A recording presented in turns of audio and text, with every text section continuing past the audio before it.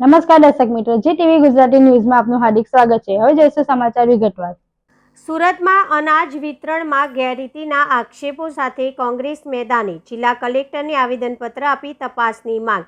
ગોડાઉનથી લઈને રાશન દુકાન સુધી ભ્રષ્ટાચાર હોવાનો આક્ષેપ। સરકારના વ્યક્તિદીઠ 5 કિલો અનાજમાં કાપ મુકાતો હોવાની ફરિયાદ।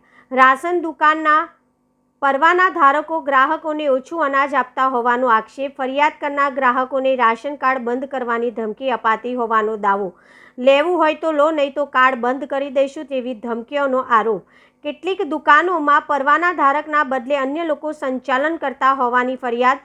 ગોડાઉનથી જ ઓછું અનાજ મળતું હોવાના બહાને ગ્રાહકોને ઓછું અનાજ અપાતું હોવાનો દાવો। આંગણવાડીના એક્સપાયરી ડેટનું અનાજ આપવામાં આવતું હોવાનો પણ આક્ષેપ। કેટલાક અનાજ માફિયાઓના પુરવઠા અને ઝોનલ અધિકારીઓ સાથે સાંઠગાંઠ હોવાની ગંભીર આરોપ। કેટલાક અધિકારીઓના માણસો દ્વારા હપ્તાખોરી થતી હોવાનો પણ દાવો। કોંગ્રેસ ગોડાઉનથી દુકાન સુધી જનતા રેડ કરવાની ચીમકી ઉચ્ચારી। ગેરરીતિ નહીં અટકે તો ઉગ્ર આંદોલનની કોંગ્રેસે ચેતવણી આપી છે। વિપુલ ઉદનાવાલા, સુરત શહેર કોંગ્રેસ પ્રમુખ।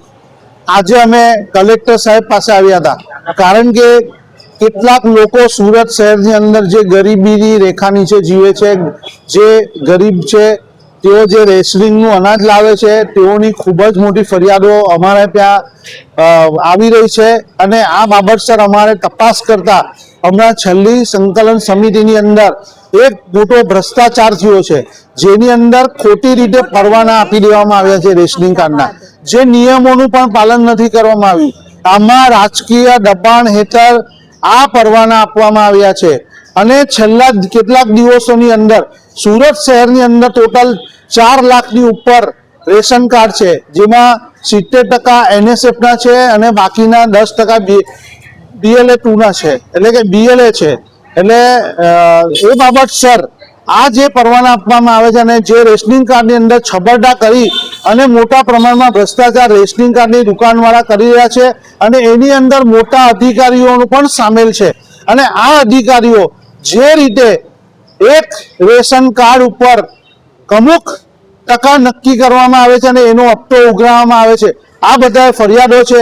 હમણાં આંગણવાડીની અંદર એક્સપાયર ડેટનું જે તારીખ પૂરી થઈ ગઈ એવું અનાજ, એવું ખાદ્ય પદાર્થ આપવામાં આવ્યો।